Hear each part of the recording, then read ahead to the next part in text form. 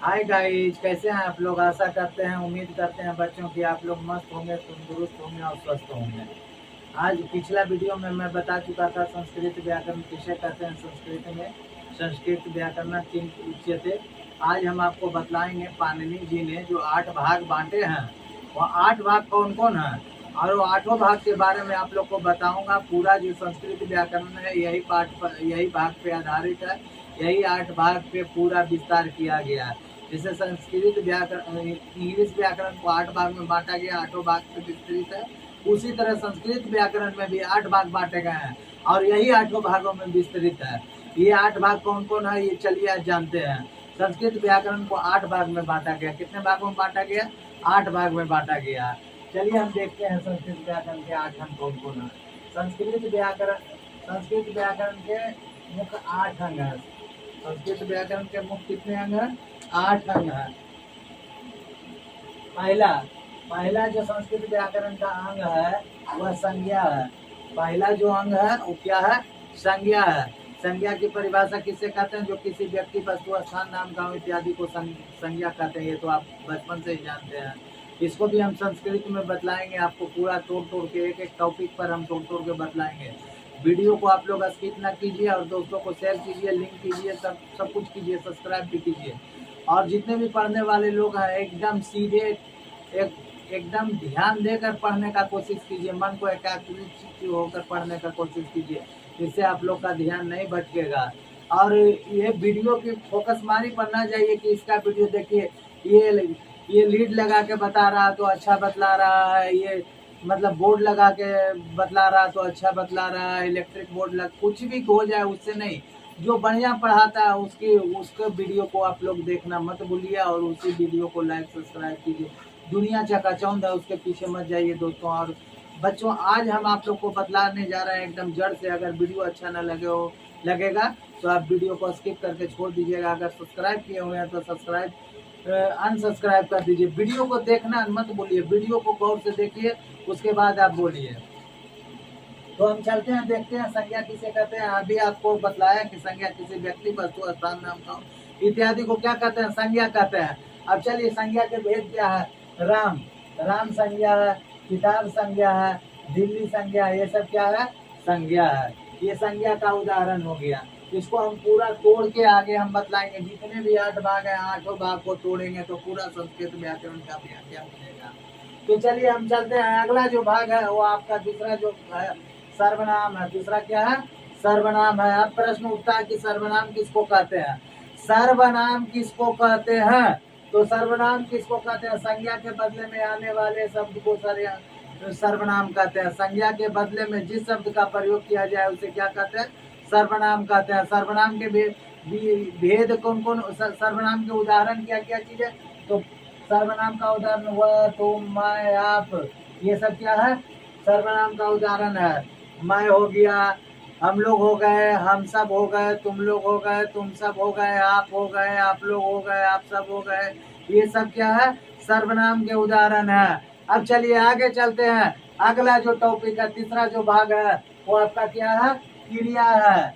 तीसरा, पहला आपने जान लिया संज्ञा है, दूसरा जान लिया सर्वनाम है और तीसरा जान लिया क्रिया है। अब क्रिया किसको कहते हैं? तो आपने जाना होगा कि किसी काम का होना क्या कहलाता है? क्रिया कहलाता है। जी, किसी काम का होना क्या कहलाता है? क्रिया का कहलाता है। तो यहाँ भी वही चीज है, किसी कार्य का होना या करना क्रिया कहलाता है। जैसे पढ़ना एक क्रिया है, लिखना एक क्रिया है, जाना एक क्रिया है, खाना एक क्रिया है, हंसना एक क्रिया है, रोना एक क्रिया है ना? खेलना एक क्रिया है। ये सब क्या है? एक क्रिया है। चलिए हम आगे जानते हैं। क्रिया के बाद जो चौथा रूप है इसका विशेषण है। कौन है? विशेषण है।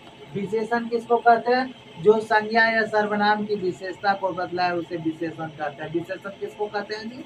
जो संज्ञा या सर्वनाम की विशेषता को बतलाए उसे क्या कहते हैं? विशेषण कहते हैं। जो किसी की विशेषता बतलाए, जैसे वह सुंदर है, वह अच्छा है, वह खिलाड़ी है, तो यहाँ विशेषता बतला रहा है वह खिलाड़ी है। वह अच्छा है तो उसके गुण को बतला रहा है वह अच्छा। दूध उजला होता है तो दूध के स्वभाव को बतला रहा है कि उजला होता है। तो यहाँ देखिए, सुंदर फूल, फूल है तो कैसे है? सुंदर है। साड़ी है तो कैसी है? लाल है। यहाँ साड़ी की विशेषता लाल से बतलाया जा रहा है। फूल की विशेषता सुंदर से बतलाया जा रहा है। तो जो किसी की विशेषता बतला है, खास गुण स्वभाव को बतला है, वो क्या कहलाता है? विशेषण कहलाता है। अब चलिए अवयव किसे कहते हैं? तो अवयव जो लिंग वचन कारक के को नहीं बदलते। अवयव ऐसा अवयव है जो किसी के न रूप को बदलता है, न लिंग को बदलता है, न कारक को बदलता है, विभक्ति वक्ति कुछ नहीं बदलती है, जस के तस रहती है। ये हमेशा जस के तस रहती है। ये ऐसा शब्द ही है जैसे आज, कल, ऊपर, धीरे धीरे, ये सब क्या है? ऐसा शब्द है जो कहीं भी उसका वही अर्थ होता है, न इधर होगा न उधर होगा, जस का तस, कहीं भी जाएगा तो वही शब्द लिखाएगा, न उसमें कुछ जुड़ेगा न जाड़ेगा। इसके बाद हम विशेष अवयव आपने जान लिया। अब चलते हैं उपसर्ग की ओर। उपसर्ग क्या है? शब्द के पहले लगाकर अर्थ बदलने वाला शब्द को उपसर्ग कहते हैं। उपसर्ग किसको कहते हैं? उपसर्ग में जो किसी शब्द को आगे या पीछे जोड़ करके उसके अर्थ को बदल दे, उसको क्या कहते हैं? उपसर्ग बोलते हैं। जैसे में यहाँ देखिए, यहाँ ज्ञान है, क्या है जी? ज्ञान है। ज्ञान मतलब ज्ञान बांटना होता है, उसमें अ जोड़ दिया, अ जोड़ ज्ञान, ये अब क्या हो गया? प्रत्यय हो गया। उपसर्ग प्रत्यय, जो पहले जुड़ता है उसे उपसर्ग कहते हैं, और जो बाद में जुड़ता है उसे तद्धित प्रत्यय कहते हैं। तो यहाँ उपसर्ग है, इसमें पहले जुड़ रहा है, तो पहले अ को जोड़ देने से इसका अर्थ ही बदल गया। यहाँ ज्ञान का अ अगर जुट गया, अप्रत्यय जुट गया तो क्या हो गया? अज्ञान। अज्ञान में बिल्कुल निरक्षर हो जाता है, बिल्कुल निरक्षर हो जाता है। हार, यहाँ देखिए, हार में प्र प्रत्यय जुट गया तो प्रहार हो गया। प्रहार में क्या होता है? हमला करना, है ना। हार मीन्स पराजित होता है। यहाँ क्या होता है? हार मीन्स पराजित होता है। लेकिन जैसे प्र मतलब प्र मीन्स अधिक होता है। प्र मीन्स क्या होता है? अधिक होता है। और जैसे हार में ये जुट गया तो अधिक हार, इसको क्या बोलते हैं? हमला। ये क्या हो गया? हमला। इसका अर्थ ही बदल के रख लिया, और ये हमला। प्रहार मीन्स क्या होता है? हमला करना। सातवां जो रूप है इसका प्रत्यय है। सातवां क्या है? प्रत्यय है। यहाँ ध्यान से देख लीजिए, प्रत्यय है। शब्द के अंत में लगकर प्रत्यय बनते हैं। उपसर्ग जो है पहले बनता है, और शब्द के अंत में लगकर क्या बनते हैं? प्रत्यय बनते हैं। जैसे लिख में आवट लग गई, पढ़ में आई लग गई, ये जो लग गया, ये लिख शब्द में आवट लग गया, ये क्या है? तद्धित प्रत्यय है। पढ़ में आई लग गई, ये क्या हो गया? तद्धित प्रत्यय हो गया। तो इसमें जो भी प्रत्यय है बाद में लगता है, प्रत्यय में बाद में लगता है, किसी शब्द में बाद में लगता है और उसके गुण को बदल देता है। जैसे लिख मतलब क्या होता है? लिख, जो आदमी लिखता है उसको लिख बोलते हैं, और लिखावट, जो लिख के तैयार कर देता है उसको लिखावट बोलते हैं। तो यहाँ अर्थ बदल देता है।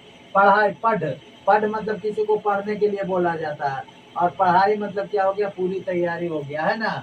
तो इस तरह से मतलब प्रत्यय में बाद में, किसी शब्द के बाद में लग करके उसका अर्थ को बदल देता है। अब जो हो गया आठवां और सबसे अंतिम भाग जो हो गया, निपात हो गया। निपात किसी जोर या विशेष भाव को प्रकट करने वाला है, जिसको जोर मतलब थोड़ा सा जोर दे के बोला जाता है ना। जोर दे करके बोलने वाला या भाव प्रकट करने वाला शब्द क्या कहलाता है? निपात कहलाता है। जैसे तुम ही, यह काम तुम ही ने किया है, जोर दिया जा रहा है, बल इसमें लगाया जा रहा है, तो जहाँ जोर दिया जाए वो निपात कहलाता है। तुम ही, वह भी था, वह भी, उसने चोरी किया था और उसके साथ वह भी था, तो यहाँ जोर दिया जा रहा है, बल लगाया जा रहा है, तो जहाँ बलात्मक प्रयोग किया जाए उसे क्या कहते हैं? निपात कहते हैं। फिर इसको हम संस्कृत में तोड़ करके बतलाएंगे एक एक पॉइंट को। चलिए बच्चों, अगर आप लोग को वीडियो अच्छा लगा हो तो सब्सक्राइब करना मत भूलिए, सब्सक्राइब कर दीजिए, दोस्तों को लिंक शेयर कर दीजिए। फिर मिलेंगे अगले वीडियो में, तब तक के लिए थैंक यू सो मच, धन्यवाद।